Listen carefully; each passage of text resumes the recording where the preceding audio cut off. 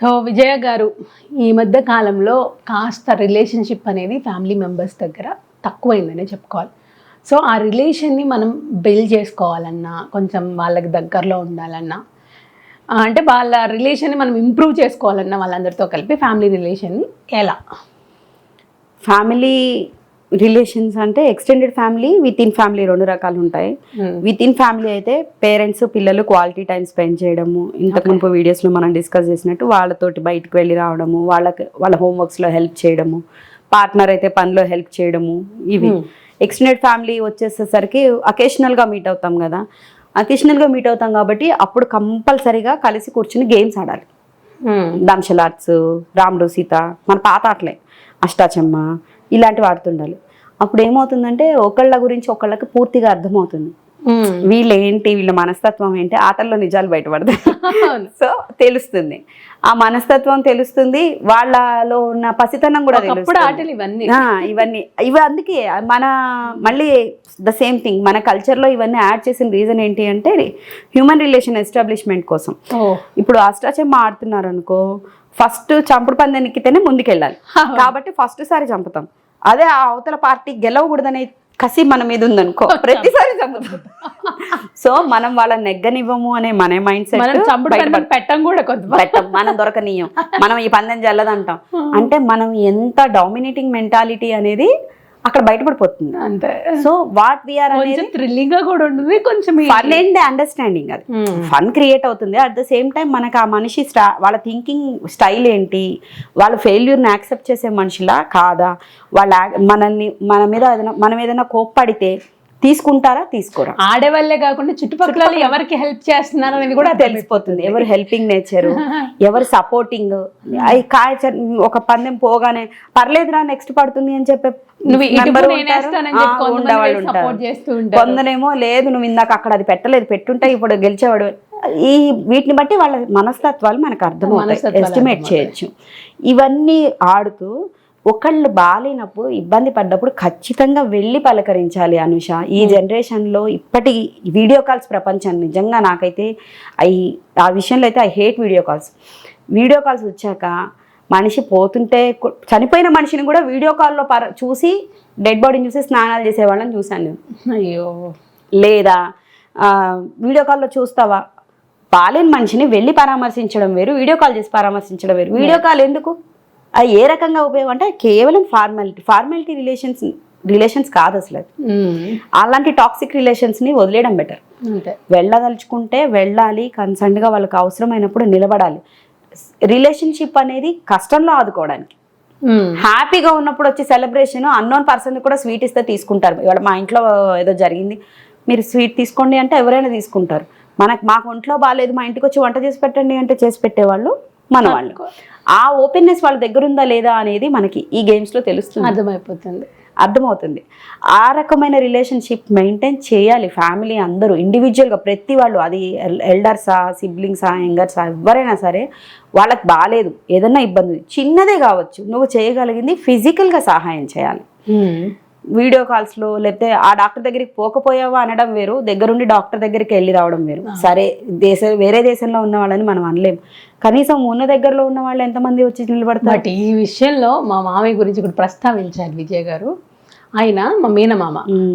ఇప్పుడు మీకు హెల్త్ బాగాలేదన్నారు అనుకోండి, మీ గురించి మామయ్య ఇట్లా ఆవిడకి హెల్త్ బాగాలేదన్నారు అని అంటే ఆయనకు తెలిసిన డాక్టర్ ఒక ఆయన ఉన్నారు, చాలా బాగా చూస్తారు, ఫ్యామిలీ డాక్టర్.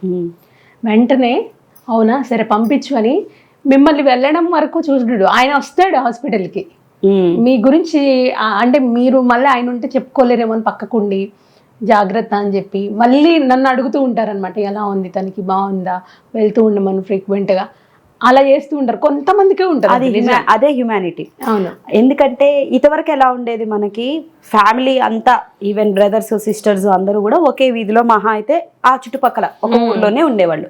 ఉండడం వల్ల ఒకళ్ళకి అవసరానికి నిలబడేవాళ్ళు, సహాయం చేసేవాళ్ళు. ఇప్పటి స్పీడ్ యుగంలో ఏమైపోయింది, తలా ఒక ఊరు, తలా ఒక దేశం అయిపోయింది. సరే దేశాలు దాటిన వాళ్ళు చిన్న చిన్న వాటికి రాలేరు, కానీ ఊర్లలో ఉన్న వాళ్ళైతే రావచ్చు కూడా. రావడం వల్ల ఏమవుతుంది అంటే ఈ ఇంట్లో పెరుగుతున్న పిల్లలు ఎవరైతే ఉన్నారో నెక్స్ట్ జనరేషన్, వాళ్ళకి అర్థమవుతుంది. ఆ పిలుపులో, ఆ పలకరింపులో ఉండే వెట్నెస్ వాళ్ళకి అర్థమవుతుంది.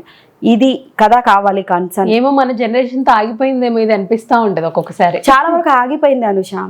ఈ జనరేషన్ లో అయితే నేను చూస్తున్నాను చాలా మందిని, బాలేదా వెళ్ళావా డాక్టర్ దగ్గరికి, ఏమన్నారు, రిపోర్ట్స్ నాకు పంపించు మా డాక్టర్కి చూపిస్తాను, ఇవే తప్ప అసలు అంత బాలేని పరిస్థితుల్లో నువ్వేం వెళ్తావు, నేను వస్తాను తోడు, లేదా ఇప్పుడు నీకేదైనా ఇబ్బంది ఉంది మీ హస్బెండ్ ఉండి తీసుకెళ్తారు, కానీ నేను వచ్చి పలకరించడం వల్ల నీకేం ఒక రకమైన సూత్నింగ్ ఫీలింగ్, ఓకే నాకు ఏదైనా ఇబ్బంది అయితే తనతో మాట్లాడచ్చు, తను కేర్ చేస్తుంది అనే కన్సర్న్ క్రియేట్ అవ్వట్లేదు.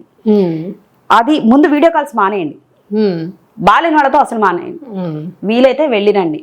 ఫ్యామిలీ మొత్తం వెళ్ళక్కర్లేదు కదా. ఇప్పుడు ఒకళ్ళకి బాగాలేదు అన్నప్పుడు ఆ ఇంటి నుంచి ఒకళ్ళు రిప్రజెంటేషన్ తీసుకొని వెళ్ళి ఏంటి పరిస్థితి కనుక్కొని ఒక్కరోజే మీరు స్పెండ్ చేసేది, కానీ వాళ్ళు కమిటెడ్గా ఉంటారు. వీళ్ళు ఆ పిల్లలు మా అమ్మకు బాగాలేనప్పుడు మాకు సాయం చేశారు, మా నాన్నకు బాగాలేనప్పుడు వీళ్ళు వచ్చి ఉన్నారు, ఆ ఫీలింగ్ ఆ పిల్లల్లో నీకు లైఫ్ టైం క్యారీ అవుతుంది. అది మనం అడ్రస్ చేయాలి. కష్టంలో ఉన్నప్పుడే మనం ఉండాలి, సుఖంలో ఉన్నప్పుడు మనం అక్కర్లేదు. వాడు సంతోషంగా ఎలాగైనా గడిపేస్తాడు. ఇది మన పిల్లలకి మనం ఆచరించి ఫంక్షన్స్ కి వాటికైతే ఎంత దూరం నుంచి వస్తారు. వాళ్ళ ఇంట్లో ఫంక్షన్ అంటే మనం కొత్త చీర కొనుక్కొని షాపింగ్లు చేసుకొని రెడీ అయ్యి వెళ్తున్నాం కదా, ఆ పర్సన్ కి బాగాలేదు అన్నప్పుడు చిన్న దెబ్బే ఏం లేదు బానే ఉన్నాడు అని వాళ్ళు చెప్తారు. ఫైన్, వాళ్ళు చెప్పడం ఎందుకు చెప్తారు, మనం ఇంత దూరం నుంచి ప్రయాణం చేయాలి కాబట్టి చెప్తారు. పెళ్లికి ఫ్యామిలీ మొత్తం వెళ్ళాము, వాళ్ళ ఇంట్లో ఏదో ప్రాబ్లం ఉంది, ఒక్కళ్ళు వెళ్ళిరండి. దానివల్ల పిల్లలకి ఏం అర్థమవుతుంది అంటే బాలేనప్పుడు పక్కన ఫిజికల్ గా నిలబడి హెల్ప్ చేయాలి, ఫోన్లలో కాదు, పరామర్శలు ఫోన్లో చేసేది కాదు, గ్రీటింగ్ ఫోన్లో చేయొచ్చు, పరామర్శలు కాదు. ఆ విషయం అర్థమవుతుంది. ఇది కాక మనం రిటర్న్ గిఫ్ట్స్ ఇస్తుంటారు. మనలో చాలా అంటే వాళ్ళ ఇంటికి వెళ్ళినప్పుడు బట్టలు పెట్టడం కానీ, మన ఇంటికి వచ్చినప్పుడు పెట్టడం కానీ అవి చేస్తుంటారు. మన పిల్లలు ఎదురుగా కానీ ఫ్యామిలీలో కానీ నీకు అది నచ్చకపోతే స్ట్రైట్ అవే పెట్టిన పర్సన్కి చెప్పాలి. ఇది రిలేషన్ని బ్రేక్ చేయదు. చాలా మంది ఏమనుకుంటారంటే బ్రేక్ చేస్తుంది అనుకుంటారు.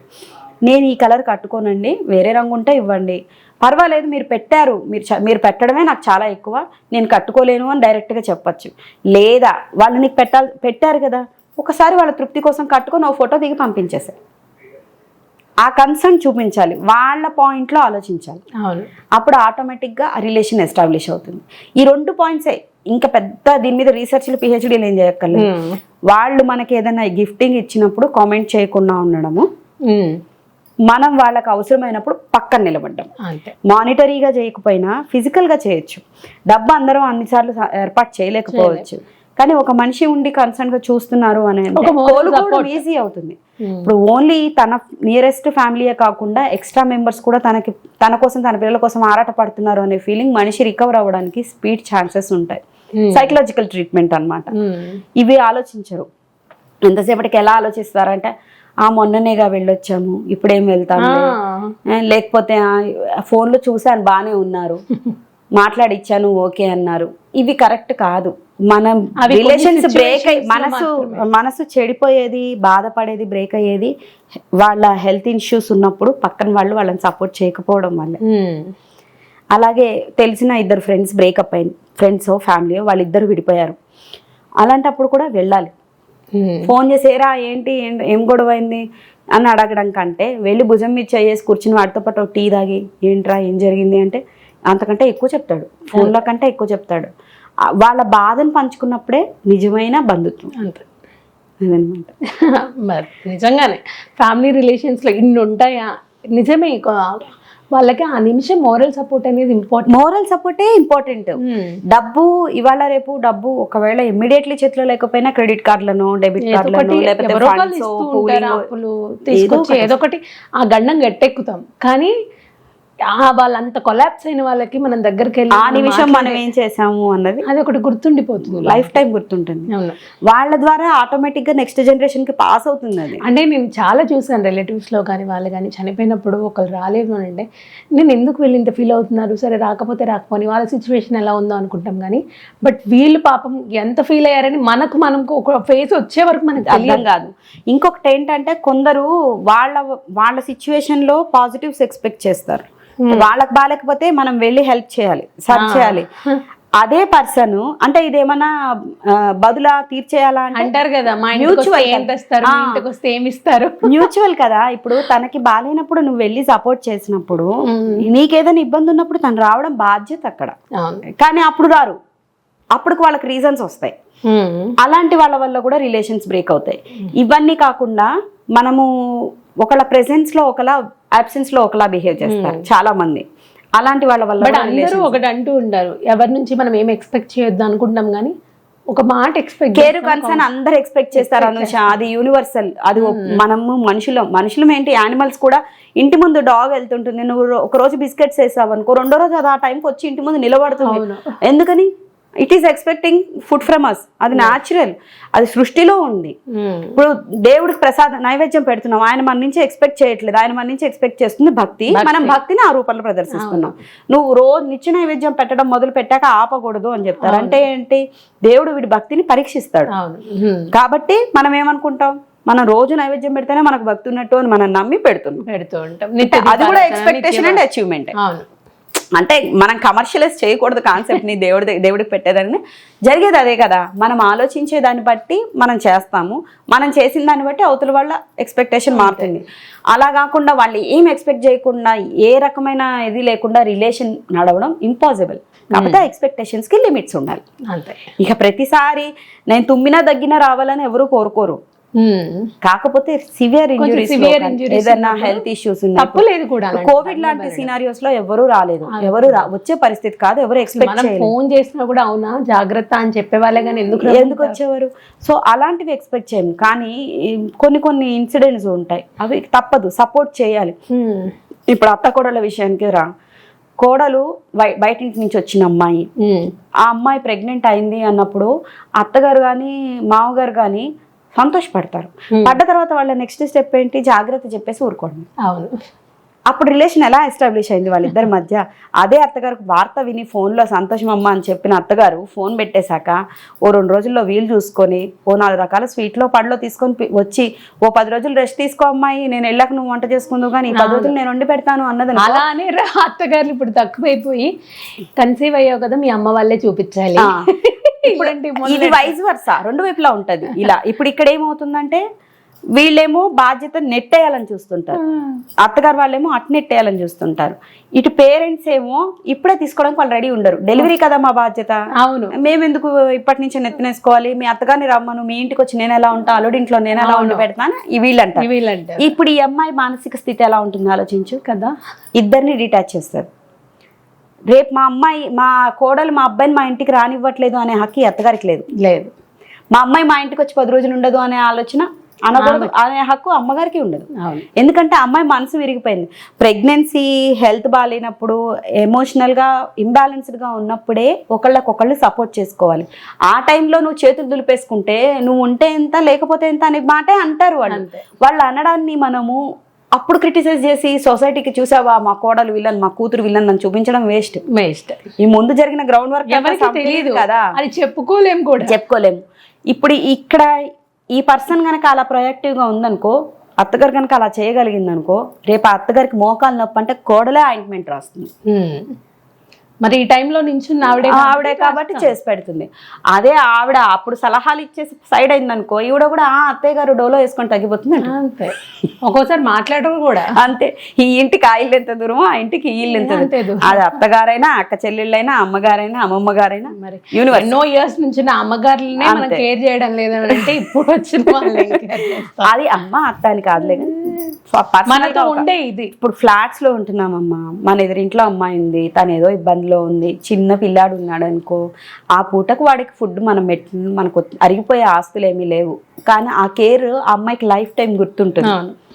ఆ రోజు నువ్వు అప్పుడప్పుడు అతని హస్బెండ్ ఆఫీస్ నుంచి రావాలిగా, మన సముద్రం ఈదాలంటే కనీసం ఈ ట్రాఫిక్ సముద్రంలో పక్కనే ఆఫీస్ అనుకున్నా ఓ 1/2 hour to 40 minutes అతను ఇంటికి రావడానికి డాక్టర్ దగ్గరికి వెళ్ళి, పర్లేదమ్మా మీరు డాక్టర్ దగ్గరికి వెళ్తే వీడు నాతో ఆడుకుంటాడు అని పక్కింటి ఆవిడ అనగలిగింది అనుకోండి, ఆవిడ ఇల్లు ఖాళీ చేసిపోతుంటే ఈవిడ ఏడుస్తుంది, ఈవిడ ఇల్లు ఖాళీ చేసిపోతుంటే ఆవిడ ఏడుస్తుంది. కొన్ని జరుగుతున్నాయి.